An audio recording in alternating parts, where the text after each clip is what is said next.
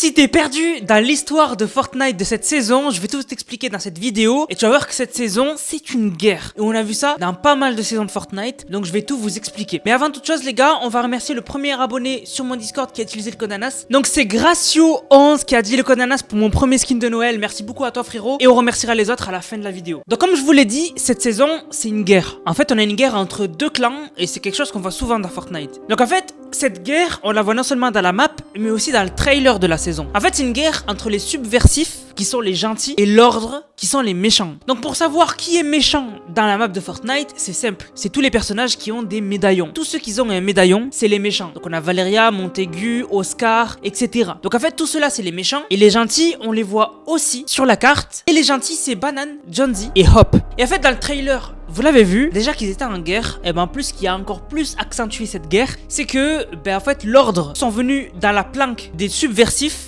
Et ils ont kidnappé Banane. Et d'ailleurs, ils ont foutu le bordel, on le voit dans le trailer. Donc du coup, dans le trailer, on voit que Hop et Jonesy, ils se préparent à contre-attaquer l'ordre. Et en fait, on voit qu'à la fin, on voit qu'en fait, ils sont sur le train de Fortnite. Et ils se battent en fait contre les soldats de l'ordre avec les casques en or. Mais en fait, ce qui est intéressant aussi, c'est qu'on le voit sur la map, cette guerre. Puisqu'en fait, je vous ai fait une carte où en jaune, c'est en fait tout ce qui est en lien avec l'ordre, donc les méchants. Donc tout ce qui est en jaune, c'est l'endroit où il y a les méchants. Et les points rouges, enfin les cercles rouges, c'est l'endroit où il y a les gentils. C'est la résistance, c'est les subversifs. Et vous voyez qu'il y a beaucoup plus d'endroits où il y a les subversifs que d'endroits où il y a l'ordre. Donc en fait quand même les subversifs, ils ont des planques partout sur la carte. Et en fait l'ordre, ils ont vraiment des grosses villes, mais ils sont pas partout sur la carte. En fait cette saison, elle ressemble beaucoup à la saison 2 du chapitre 3, Résistance. Où rappelez-vous, on avait sur la carte une bataille entre l'Institut Onirique et entre les 7. Et en fait sur la carte, on avait les territoires contrôlés par les 7 et les territoires contrôlés par l'IO. Et au fur et à mesure des saisons, les 7 prenaient de plus en plus de territoires. Et bien là c'est un peu la même chose. On a des territoires, donc des villes contrôlées par l'ordre et des endroits contrôlés aussi par les subversifs, la résistance. Ou carrément des fois on a la résistance qui est aussi dans une ville où il y a l'ordre planqué dans un endroit. Mais là, et c'est là qu'on voit en fait que c'est très important ce qui s'est passé dans le trailer, le fait que l'ordre ait kidnappé Banane, ça leur a donné un avantage. Parce qu'ils ont un otage. Et quand t'as un otage, t'as un avantage. Tu peux demander des choses, tu peux demander des renseignements, tu peux faire un échange. Bref, pour l'instant, l'ordre, ils ont l'avantage. Parce que justement, ils ont kidnappé Banane. Et d'ailleurs, maintenant qu'ils ont l'otage, en fait, l'ordre, ils ont déjà contacté les gentils, donc les subversifs, avec une lettre que Fortnite a postée sur Twitter, où en gros ils disent que ils nous donneront plus d'informations sur l'enlèvement de Banane plus tard. Donc sûrement qu'en fait avec les quêtes de l'histoire, on va devoir en fait enquêter sur la disparition de Banane et surtout sûrement ramener des choses à l'ordre parce qu'ils vont nous dire on veut ça et nous on va être obligé de leur obéir parce qu'ils ont un otage qui est Banane. Et en fait pourquoi on n'a toujours pas eu de quête de l'histoire et que l'histoire a beaucoup avancé, c'est parce qu'en fait Fortnite cette saison là elle s'est lancée en fin d'année et donc du coup il y a eu Noël, il y a eu le nouvel an et du coup Fortnite ils viennent juste de revenir et la mise à jour qui va vraiment faire avancer l'histoire et ajouter normalement les quêtes de l'histoire, etc., la suite de l'histoire, ce sera mardi. Donc mardi, bien évidemment, mardi matin, je serai en live. Ce sera la première mise à jour du chapitre 5. Voilà. Parce que les mises à jour qu'on a eu pour l'instant, c'était pas des vraies mises à jour. La première grosse mise à jour du chapitre 5, c'est mardi là. Mardi qui arrive, mardi 23. Donc je serai en live et normalement là, l'histoire elle va beaucoup avancer. Mais même sans grosse mise à jour, quand même l'histoire elle a un peu avancé. Mais puisqu'on a trouvé des choses intéressantes déjà, on a eu des affiches qui ont été posées un peu partout où en fait les subversifs, donc Jonesy, a mis des affiches pour trouver Banane, au cas où quelqu'un a croisé Banane et pour savoir où il est. Aussi, on a en fait trouvé 3 emplacements où on a vu que Banane était présent, puisqu'en fait on a trouvé des chaises avec une banane dessus. Donc c'est Snooty Steps, donc un endroit où il y a le boss Peter Griffin. On a aussi Fencing Field, là où il y a Nisha, donc du coup on a trouvé aussi une chaise là-bas. Et on a trouvé une 3e chaise à Grand Glacier, là où il y a Montaigu. Donc on a trouvé ces 3 endroits où il y a des chaises avec des bananes. Donc du coup ça fait que ces endroits-là sont les endroits où il y a eu Banane. Donc sûrement peut-être qu'il faudra utiliser ces endroits pendant les quêtes, peut-être qu'il faudra récupérer des indices dans ces 3 salles lors d'un défi, on verra, mais quand même voilà, l'histoire elle a un tout petit peu avancé. D'ailleurs avec ces endroits, il y a quelqu'un qui m'a dit Anas, est-ce qu'on peut pas relier les endroits où on a trouvé une chaise de banane pour trouver peut-être un 4e endroit? En fait ils sont pratiquement alignés, donc ça fait pas un triangle, donc on peut rien trouver. Tous les endroits où il y a eu banane, ils sont alignés, ça fait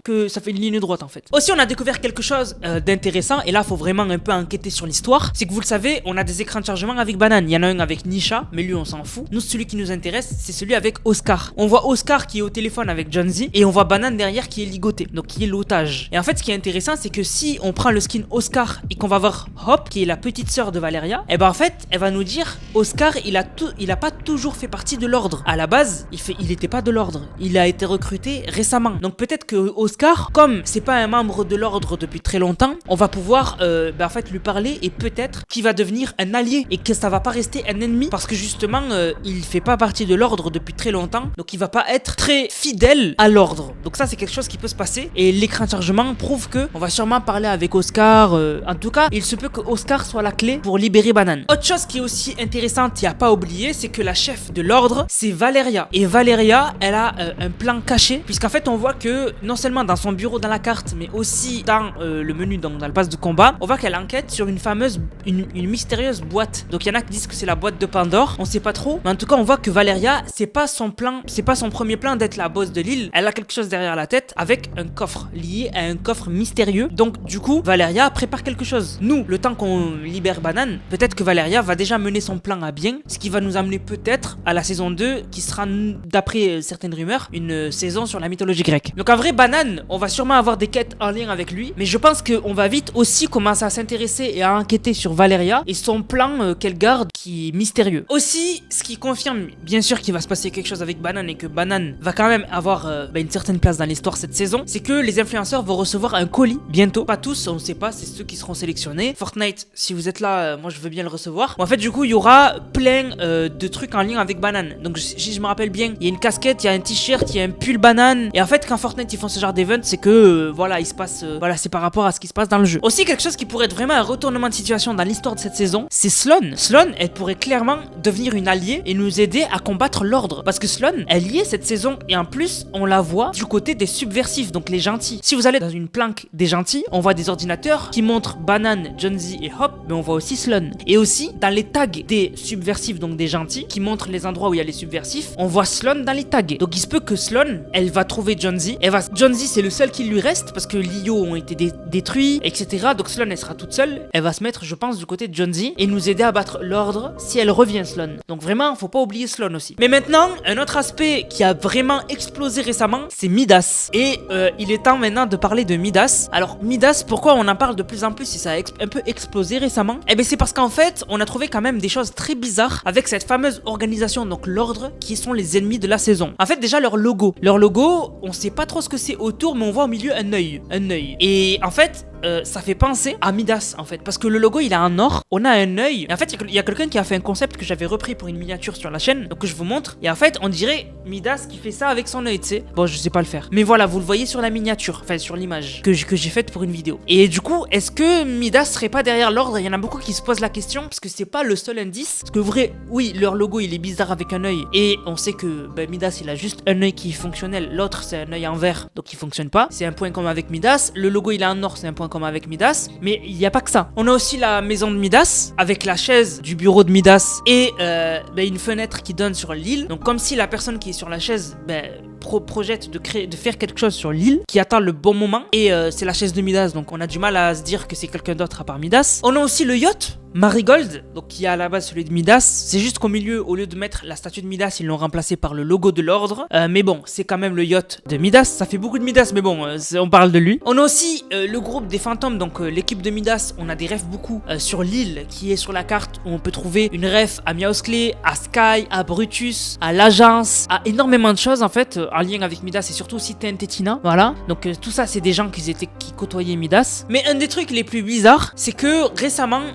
vous le connaissez tous, il y a un mode qui a beaucoup plu à la communauté, c'est le mode de Floor is Lava. En gros, le mode où il y avait la lave qui monte et si tu tombes, tu meurs. Et en fait, ce mode, récemment, il a été renommé par Fortnite et maintenant il s'appelle Midas Présente de Floor is Lava. Alors qu'à la base, ça s'appelle juste de Floor is Lava. Donc du coup, il va se passer quelque chose avec Midas, ça s'est confirmé puisque ça c'est dans les fichiers du jeu. Mais surtout aussi, récemment, il y a eu un leak où en fait, bientôt, on pourra crocheter les voitures. En fait, bientôt, quand quelqu'un utilisera une voiture sur Fortnite, eh ben si toi tu la prends et que c'est pas toi qui l'as conduit juste avant, il faudra la crocheter pour l'utiliser, si j'ai bien compris. Et en fait, du coup, ce sera comme voler une voiture en fait. Si tu vas dans la rue et que tu veux prendre une voiture qui est pas à toi, il faut que tu la voles, donc il faut que tu la crochettes. Mais ce sera pareil sur Fortnite. Et en fait, il y en a beaucoup qui trouvent que ce truc-là, ce sera un délire délire un peu espion de crocheter les voitures. On sait que Midas c'est un peu une sorte d'espion.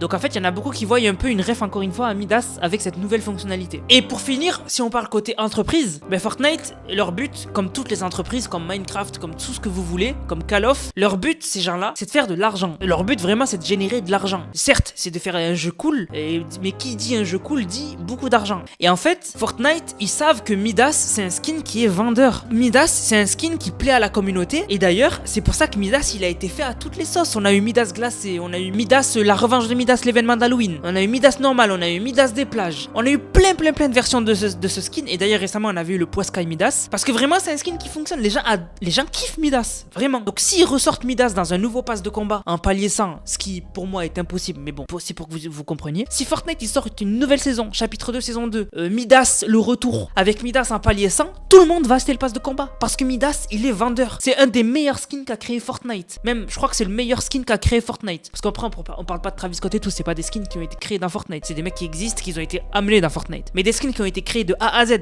dans Fortnite, Midas, c'est le meilleur. Donc en fait, ça serait pas idiot que Fortnite remette Midas sur le devant de la scène. C'est vraiment un des seuls skins avec lequel tu peux faire ça. Tu peux refaire une saison avec Midas, ça gênera personne et tout le monde va acheter le pass de combat. Donc du coup, si vous étiez perdu dans l'histoire, là maintenant vous êtes au courant de tout, vous savez les bases, vous êtes au courant de tout. Vous êtes prêts pour mardi normalement, où normalement on devrait avoir une mise à jour qui du coup va ajouter enfin de la nouveauté au jeu, va faire avancer l'histoire, va ajouter les quêtes de l'histoire normalement, va me faire les modifications sur la carte. Il me tarde vraiment. Donc du coup, n'hésitez pas à me dire dans les commentaires si la vidéo vous a plu. Si c'est le cas, n'hésitez surtout pas à liker, commenter, partager. Abonnez-vous si c'est toujours pas fait. Vous êtes beaucoup à vous abonner, mais n'hésitez pas, il y en a qui oublient. Et on va remercier les autres qui ont utilisé le code NANAS. Donc je vous rappelle les gars, vous utilisez le code NANAS dans la boutique de Fortnite, vous m'envoyez une vidéo et vous avez la dédicace dans une vidéo. Juste ça prend du temps. Donc dédicace à Loan qui a régalé avec le code NANAS. Merci à Cam Saika qui a régalé. Merci beaucoup à LKD. Merci beaucoup à G Historia. Merci beaucoup à Le Yoler qui est passé. Merci beaucoup à Dizzy Pro. Merci beaucoup à Adri. Merci beaucoup à Crazy. Merci beaucoup à Rico. Merci beaucoup à Kurt King of Cat. Merci beaucoup à Matt. Merci beaucoup à YSK. Merci beaucoup à Je suis le Goth. Merci beaucoup à Trinity. Merci beaucoup à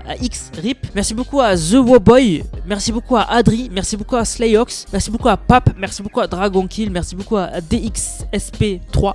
Merci beaucoup à Black ZHD. Merci beaucoup à Wesley. Merci beaucoup à Roblixian. Merci beaucoup à Noam. Merci beaucoup à Skies. Merci beaucoup à Fnax. Merci beaucoup à Adri. Merci beaucoup à Spider-Man. Merci beaucoup à Lebaka. Et merci beaucoup à Kingmaster qui m'a dit Goku Black avec le code NANAS, bien sûr, le boss des théories. Merci beaucoup à vous les gars. Merci beaucoup à tous ceux qui utilisent le code NANAS. Je rappelle, sans super, qui est celui qui a le plus utilisé le code NANAS sur mon serveur Discord. C'est incroyable. Merci beaucoup à toi. Sur ce, je vous laisse. On se capte pour une prochaine vidéo. C'était Nanas. Prenez soin de vous. Bang, bang, bang.